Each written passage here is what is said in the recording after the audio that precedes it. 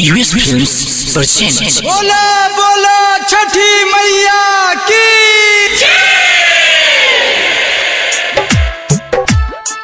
छठी मैया मैया दे दिलल ना छठी मैया हमारे पलना रोता सबके हु देखी देखी हमके बाझिन कहता सबके हु देखी देखी हमके बाझिन कहता छठी मैया दे दिलल ना हमारे पलना रोता छठी मैया दे दिलल ना हमारे पलना रोता सोची सोची के हमर ई करे जवा कुहकता सोची सोची के हमर ई करे जवा कुहकता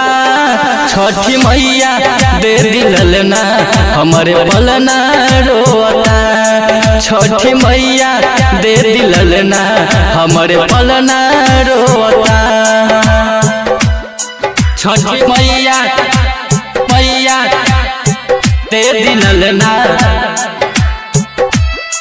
छठी मैया दे दिलल ना हमारे पलना रोता दे दिलल ना छठी घाट आइब मैया पेन्ही के पियरिया सिसवा झुकाइब मैया अरग के बेरिया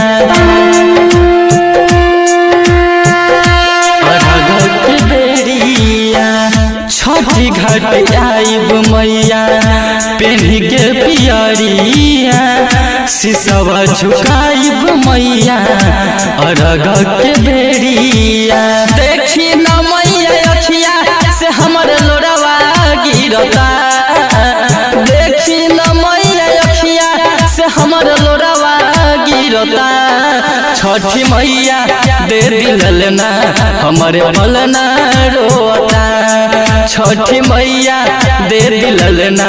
हमारे पलना रोता हमारे पलना रोता दे दिलल ना छठी मैया मैया दे दिलल ना हमारे पलना रोता राइटर एसजी के दी आशीष हो सदरे राजेश माई झुकैले बसीस हो झुकैले बसीस हो प्रिंस रविंदर के दी आशीष हो यूएस धीरज माई झुकैले बसीस हो पवन शर्मा माई राउर भजन गावता पवन शर्मा माई राउर भजन गावता छठी मैया दे दिलल ना हमारे पलना रोता छठी मैया दे दिलल ना हमारे पलना रोता। US recording studio